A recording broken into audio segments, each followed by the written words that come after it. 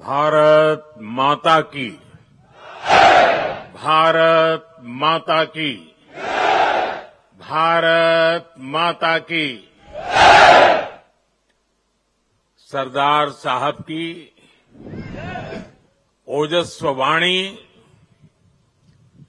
Statue of unity के समीप ये भव्य कार्यक्रम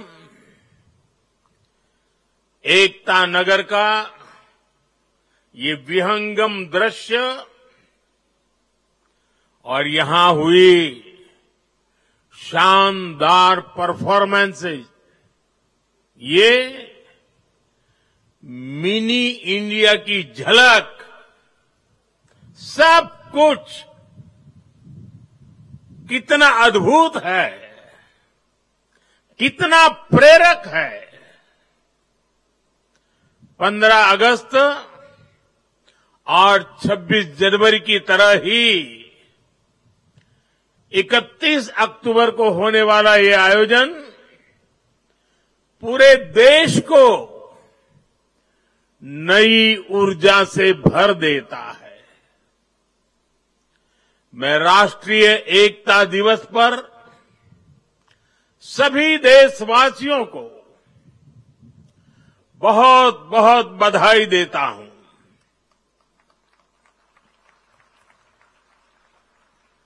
साथियों, इस बार का राष्ट्रीय एकता दिवस अद्भुत संयोग लेकर आया है। एक तरफ आज हम एकता का उत्सव मना रहे हैं, वहीं दूसरी तरफ दीपावली का भी पावन पर्व है। दीपावली दीपों के माध्यम से पूरे देश को जोड़ती है, पूरे देश को प्रकाशमय कर देती है। और अब तो दीपावली का पर्व भारत को दुनिया से भी जोड़ रहा है। अनेक देशों में इसे राष्ट्रीय उत्सव की तरह मनाया जा रहा है। मैं देश और दुनिया में बसे सभी भारतीयों को, भारत के शुभचिंतकों को दीपावली की अनेक अनेक शुभकामनाएं देता हूं।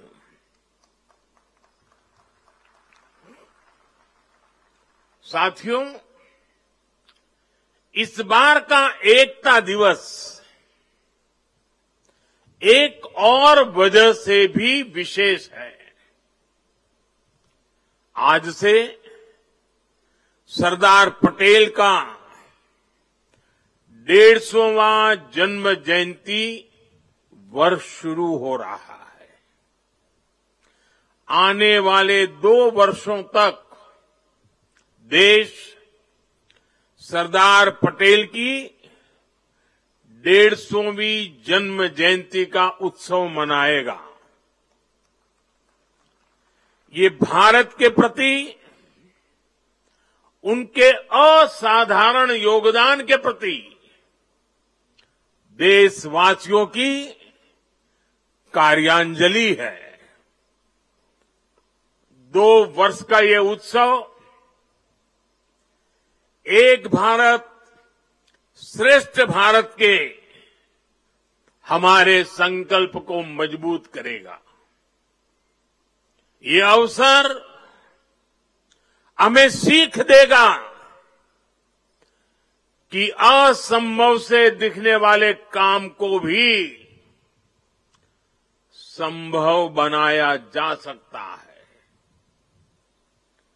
जब भारत को आजादी मिली थी तो दुनिया में कुछ लोग थे जो भारत के बिखरने का आकलन कर रहे थे और अभी हमने सरदार साहब की वाणी में उसका विस्तार से बयान सुना। उन लोगों को जरा भी उम्मीद नहीं थी कि सैकड़ों रियासतों को एकजुट करके फिर से एक भारत का निर्माण हो पाएगा। लेकिन सरदार साहब ने ये करके दिखाया। ये इसलिए संभव हुआ क्योंकि सरदार साहब व्यवहार में यथार्थवादी, संकल्प में सत्यवादी, कार्य में मानवतावादी और ध्येय में राष्ट्रवादी थे। साथियों, आज हमारे पास छत्रपति शिवाजी महाराज की प्रेरणा भी है। उन्होंने आक्रांताओं को खदेड़ने के लिए सबको एक किया। ये महाराष्ट्र का रायगढ़ किला आज भी साक्षात वो गाथा कहता है। छत्रपति शिवाजी महाराज ने रायगढ़ के किले से राष्ट्र के अलग अलग विचारों को एक उद्देश्य के लिए एकजुट किया था। आज यहां एकता नगर में हम रायगढ़ के उस ऐतिहासिक किले के उसकी छवि हमारे सामने प्रेरणा का प्रतीक बन के खड़ी है। रायगढ़ किला सामाजिक न्याय, देशभक्ति और राष्ट्र प्रथम के संस्कारों की पवित्र भूमि रहा है। आज इसी पृष्ठभूमि में हम विकसित भारत के संकल्प की सिद्धि के लिए यहां एकजुट हुए हैं। साथियों, बीते 10 वर्ष तक भारत की एकता और अखंडता के लिए ये कालखंड अभूतपूर्व उपलब्धियों से भरा रहा है। आज सरकार के हर काम,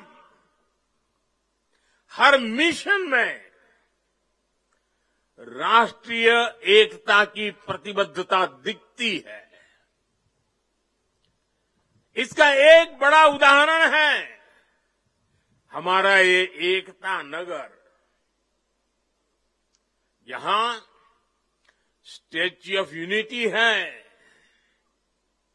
और इसके सिर्फ नाम में यूनिटी है ऐसा नहीं है, इसके निर्माण में भी यूनिटी है।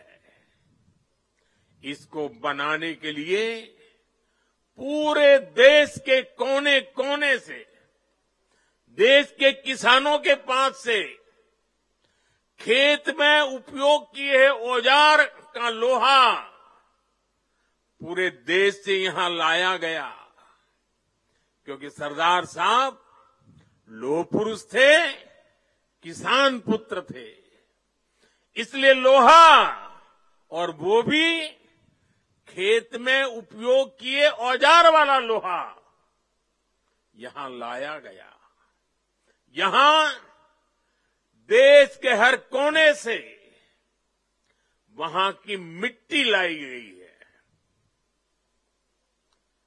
इसका निर्माण स्वयं में एकता की अनुभूति कराता है।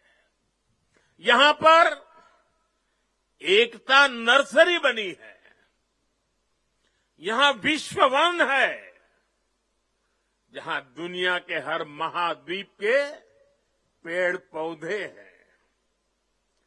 यहां चिल्ड्रन न्यूट्रिशन पार्क है, जहां पूरे देश की हेल्दी फूड हैबिट्स के दर्शन एक ही जगह पर होते हैं। यहां आरोग्य वन है, जहां देश की अलग हिस्सों की आयुर्वेद परंपरा का, पौधों का समावेश है। इतना ही नहीं, यात्रियों के लिए यहां एकता मॉल भी है, जहां देश भर के हैंडीक्राफ्ट्स एक ही छत के नीचे मिलते हैं। और साथियों, ये एकता मॉल सिर्फ यहीं पर है ऐसा नहीं, हम देश के हर राज्य की राजधानी में एकता मॉल के निर्माण को प्रोत्साहन दे रहे हैं। एकता का यही संदेश हर वर्ष होने वाली एकता दौड़ से भी मजबूत होता है। साथियों, एक सच्चे भारतीय होने के नाते हम सभी का कर्तव्य है कि हम देश की एकता के हर प्रयास को सेलिब्रेट करें, उत्सव उमंग से भर दे। ऊर्जा, आत्मविश्वास, हर पल नए संकल्प, नई उम्मीद, नए उमंग, यही तो सेलिब्रेशन है। जब हम भारत की भाषाओं पर बल देते हैं, उससे भी एकता की एक मजबूत कड़ी हमें जोड़ती है। नई राष्ट्रीय शिक्षा नीति में हमने भारतीय भाषाओं में पढ़ाई पर विशेष बल दिया है।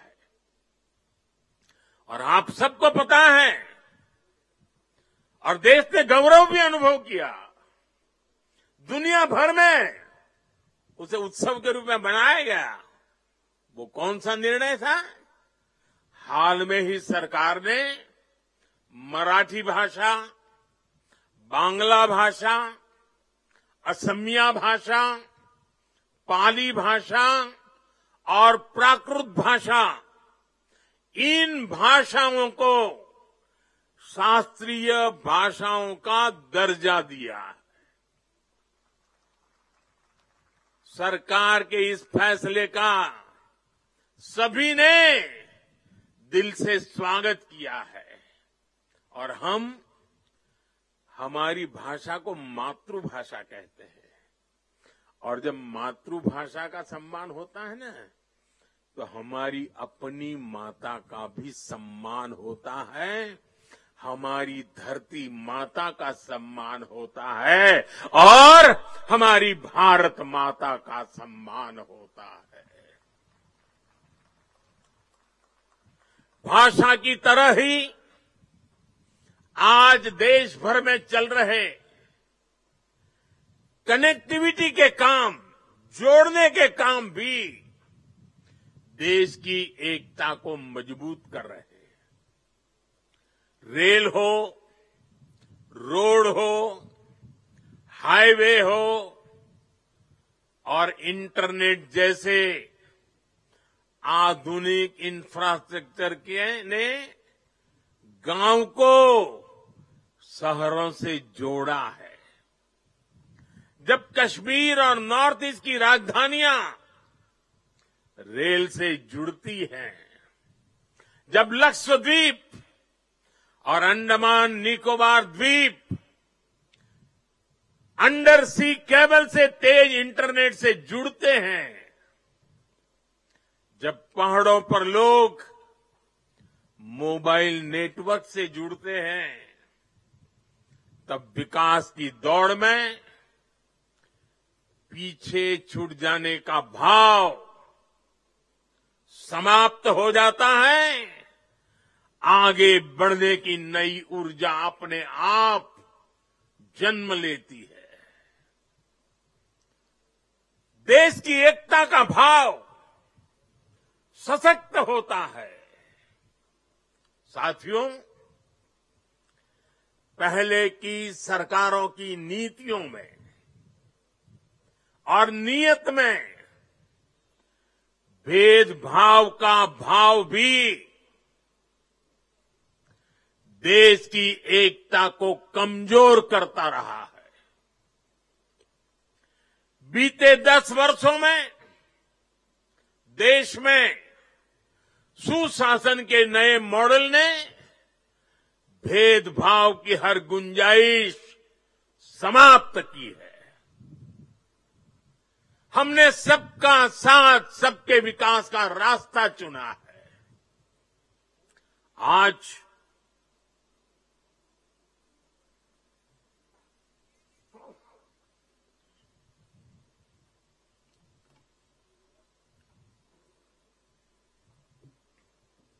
आज हर घर जल इस योजना से बिना भेदभाव जल पहुंचाने का प्रयास हो रहा है। आज पीएम किसान सम्मान निधि सबको मिलती है तो सबको बिना भेदभाव मिलती है। आज पीएम आवास के घर मिलते हैं तो सबको बिना भेदभाव मिलते हैं। आज आयुष्मान योजना का लाभ मिलता है तो बिना भेदभाव हर पात्र व्यक्ति को इसका फायदा होता है। सरकार की इस अप्रोच ने समाज में, लोगों में दशकों से व्याप्त असंतोष को समाप्त किया है। इस वजह से लोगों का सरकार पर भरोसा बढ़ा है, देश की व्यवस्थाओं पर भरोसा बढ़ा है। विकास और विश्वास की यही एकता एक भारत श्रेष्ठ भारत के निर्माण को गति देती है। और मुझे पूरा विश्वास है हमारी हर योजना में, हमारी हर नीति में और हमारी नीयत में एकता हमारी प्राण शक्ति है। इसे देख करके, सुन करके सरदार साहब की आत्मा जहां भी होगी हमें अवश्य आशीर्वाद देती होगी। साथियों, पूज्य बापू महात्मा गांधी कहा करते थे, विविधता में एकता को जीने के हमारे सामर्थ्य की निरंतर परीक्षा होगी। गांधी जी ने कहा था और आगे कहा था, इस परीक्षा को हमें हर हाल में पास करते रहना है। बीते 10 साल में भारत ने विविधता में एकता को जीने के हर प्रयास में सफलता पाई है। सरकार ने अपनी नीतियों और निर्णयों में एक भारत की भावना को लगातार मजबूत किया है। आज वन नेशन वन आइडेंटिटी यानी आधार की सफलता हम सब देख रहे हैं और दुनिया इसकी चर्चा भी करती है। पहले भारत में अलग अलग टैक्स सिस्टम थे। हमने one nation one tax system GST बनाया। हमने one nation one power grid से देश के पावर सेक्टर को मजबूत किया। वरना एक वक्त था कहीं बिजली तो होती थी, कहीं अंधेरा होता था, लेकिन बिजली पहुंचाने के लिए ग्रिड टुकड़ों में बटी पड़ी थी। हमने वन नेशन वन ग्रिड इस संकल्प को पूरा किया। हमने one nation one ration card से गरीबों को मिलने वाली सुविधाओं को एक साथ जोड़ दिया, एकीकृत किया।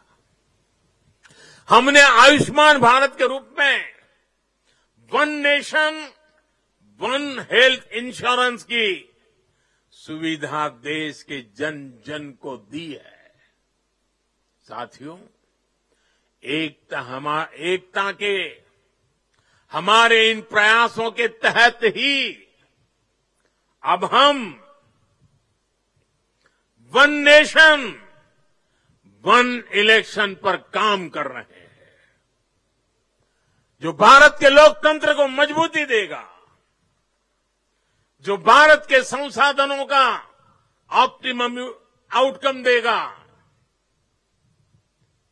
और देश विकसित भारत के सपने को पार करने में और नई गति प्राप्त करेगा, समृद्धि प्राप्त करेगा। भारत आज one nation one civil code यानी सेकुलर सिविल कोड की तरफ भी बढ़ रहा है। और मैंने लाल किले से इस बात का जिक्र किया था। इसके भी मूल में सामाजिक एकता, सरदार साहब की बात ही हमारी प्रेरणा है।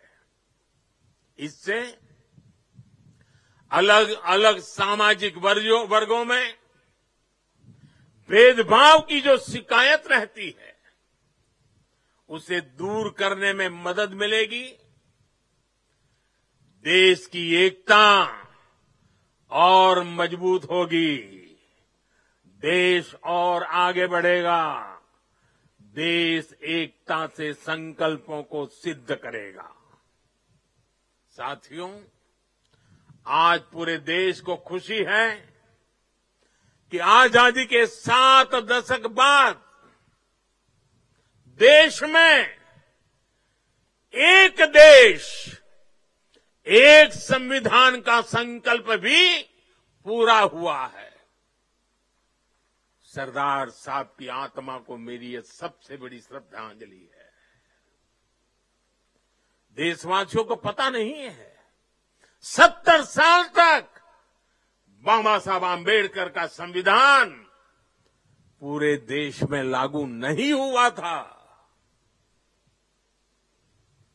संविधान की माला जपने वालों ने संविधान का ऐसा घोर अपमान किया था। कारण क्या था? जम्मू कश्मीर में आर्टिकल 370 की दीवार, आर्टिकल 370 जो देश में दीवार बन के खड़ी थी, संविधान को यहां रोक देती थी, वहां के लोगों के अधिकारों से उनको वंचित रखती थी।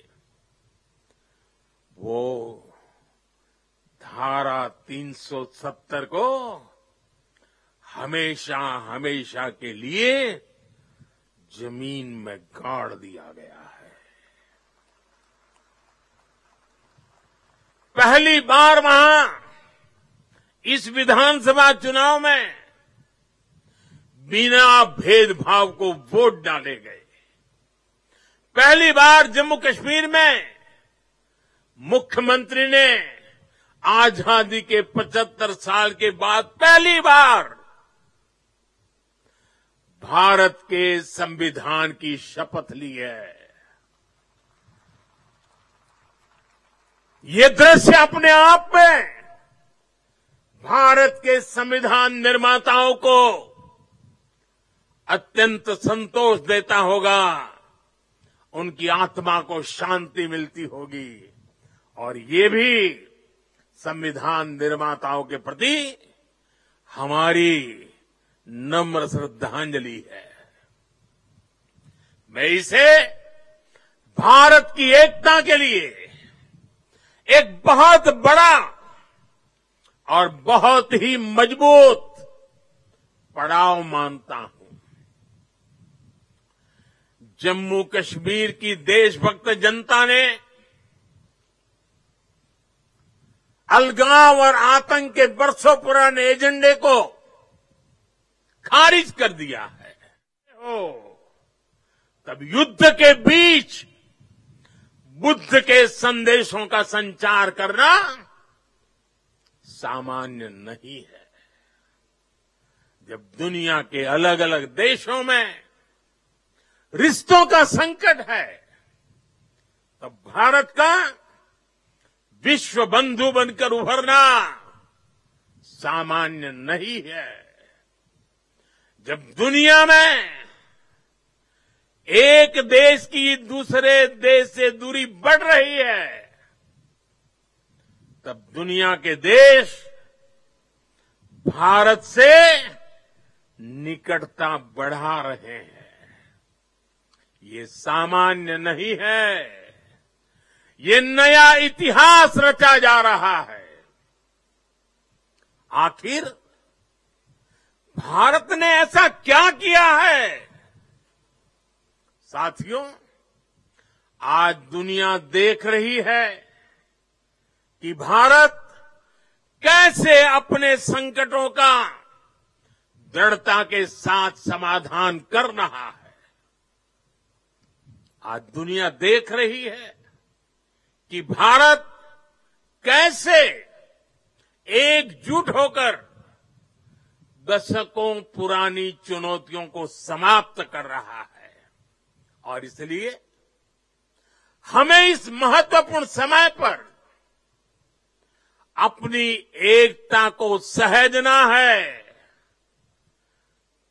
उसे संभालना है। हमने एकता की जो शपथ ली है, उसे बार बार याद करना है, उस शपथ को जीना है। जरूरत पड़े तो उस शपथ के लिए जूझना है।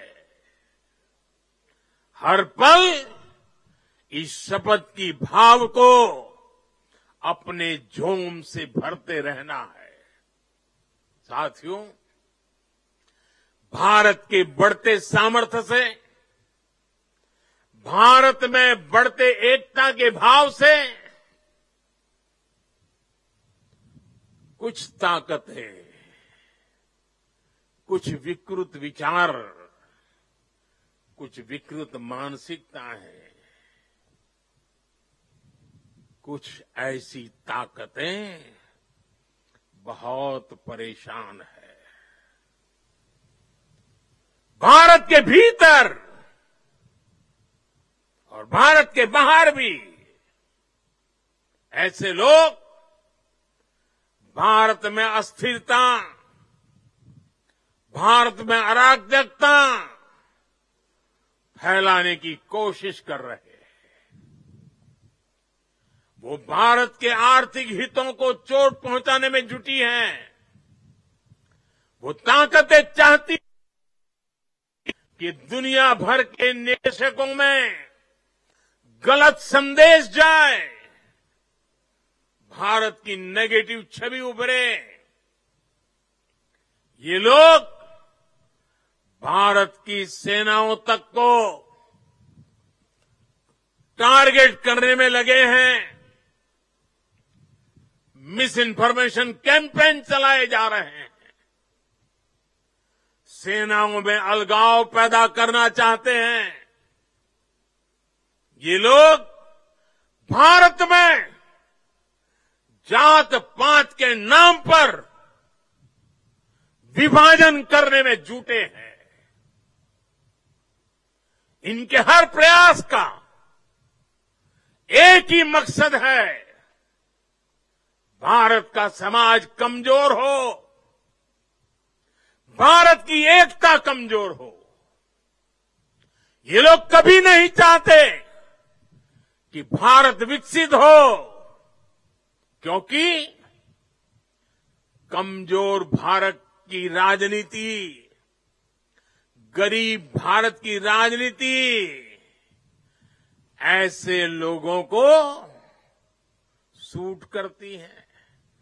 5-5 दशक तक इसी गंदी घिनौनी राजनीति देश को दुर्बल करते हुए चलाई गई है।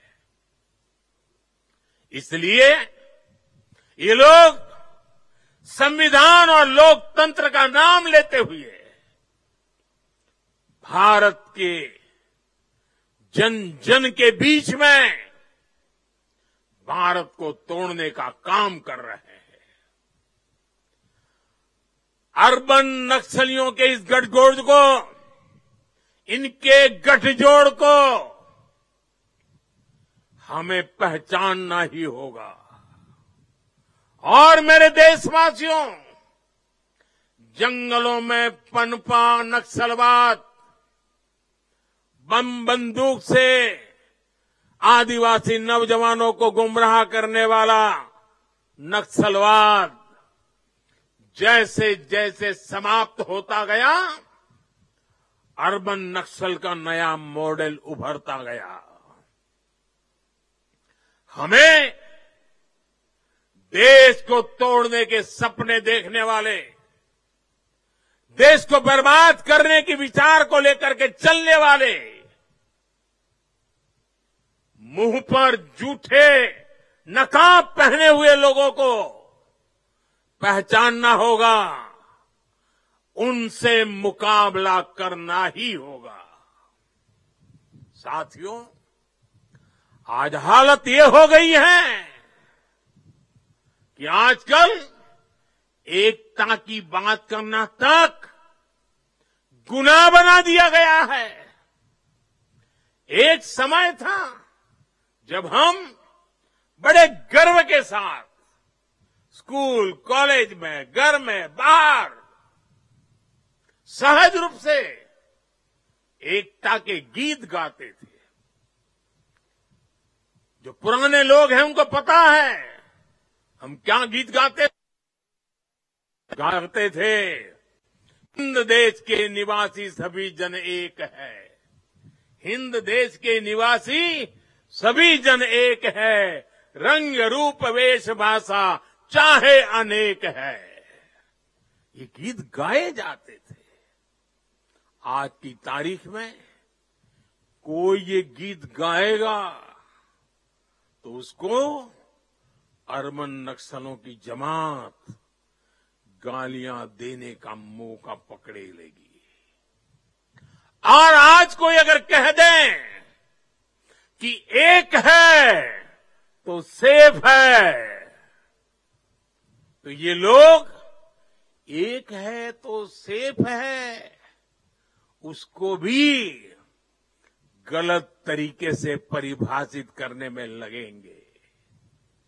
जो लोग देश को तोड़ना चाहते हैं, जो लोग समाज को बांटना चाहते हैं, उन्हें देश की एकता अखर रही है।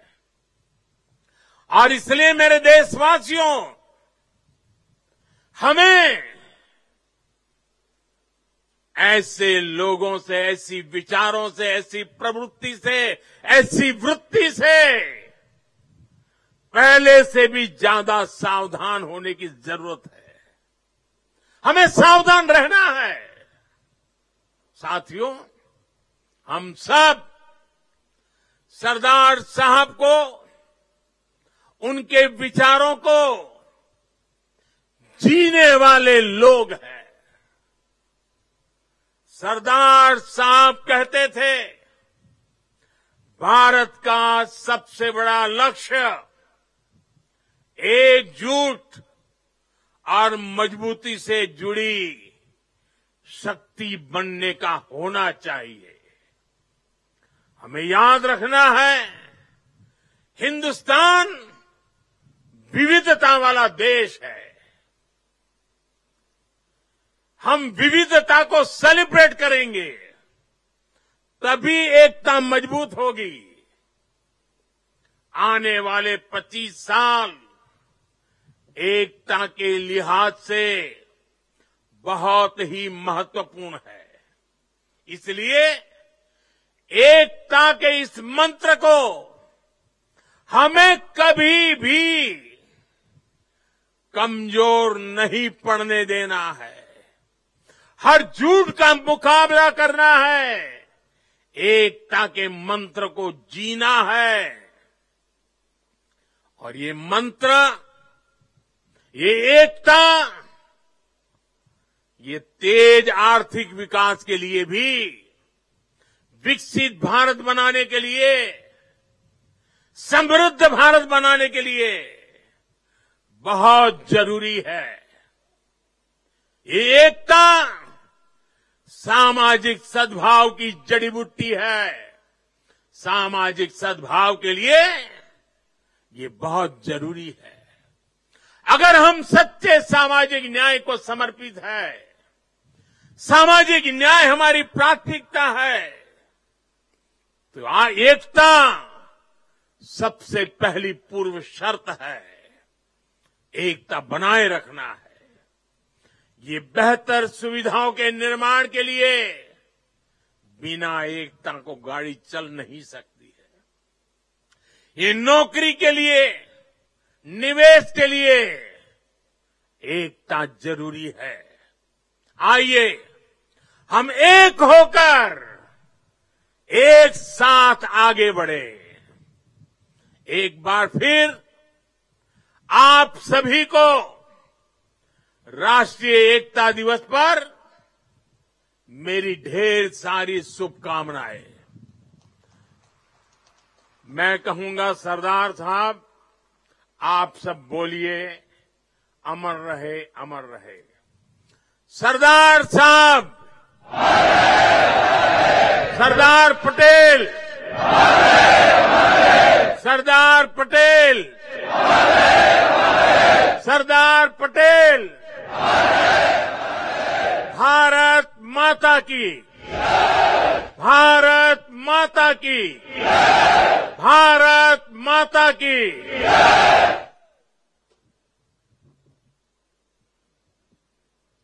बहुत बहुत धन्यवाद माननीय प्रधानमंत्री जी आपका। राष्ट्रीय एकता दिवस पर सभी देशवासियों को आपका एकता का संदेश इस दिवाली के पावन अवसर पर ऊर्जा प्रदान करता है। धन्यवाद।